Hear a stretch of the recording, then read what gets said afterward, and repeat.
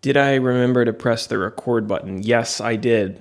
Not that I would ever forget that. I mean, not that I forgot like yesterday. No, I don't know why you would say that. Welcome back, everybody, to our Bible study, and the video is back today. I don't know why it was missing yesterday, but we're talking about Job 22 for our study today, hopefully in 5 minutes. If you would like our PDF, which you're seeing on the screen, you can download it for free on our website at tobelikechrist.com. We remain in the second section of the book of Job, chapter 3 through 37, where Job and his friends are having a discussion. For our key characters, they are pretty much going to be the same, but we're going to highlight Eliphaz. Eliphaz is one of Job's three friends, and he was previously featured speaking in chapters 4 and chapter 15. He's going to be the key speaker again today.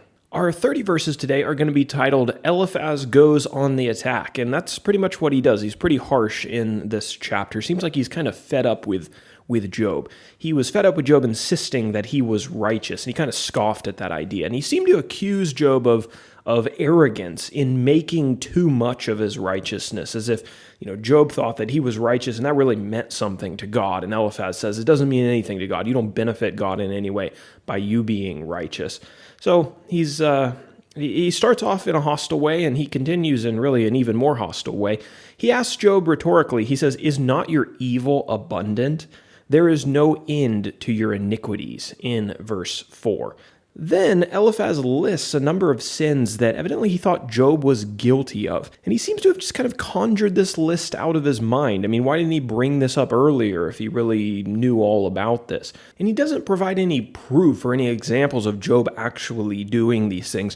Perhaps these were negative assumptions that he had about Job in his heart. And here in chapter 22, they're just finally bubbling up to the surface and coming out in his speech. He accused Job of extorting people, stealing from the poor, withholding water from the thirsty, depriving the hungry of food, banishing widows, and crushing orphans. Eliphaz mischaracterized Job then and accused him of essentially what was paramount to blasphemy when he said that Job thought that God was so high up in heaven that he couldn't judge the world fairly because he was unable to see through the clouds. You can see that accusation in verses 13 and 14. Now, of course, Job didn't actually believe this, but this is kind of what Eliphaz, he characterizes Job's words as saying this. So God's just so distant from us that he doesn't even know what's going on here on the earth, and he doesn't judge the earth fairly. That's Eliphaz saying that Job believes that. Then, based on this assumption of what Job believed, he gives a warning to Job, advising him to turn his life around and telling him that those who mocked God's oversight of the world were going to quickly have their foundation ripped from under them.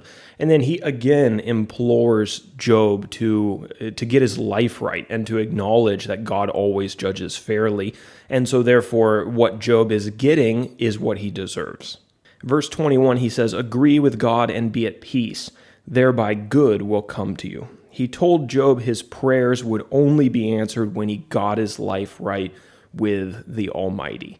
Again, he thinks he's really wise in these conclusions, but we know, and God's going to reveal later, that he's actually not wise at all. He's wrong. So that's a quick summary of chapter 22. Let's talk about an application now from the way that Eliphaz goes about this. Be careful what assumptions you allow your mind to believe about other people, assumptions that don't have any evidence.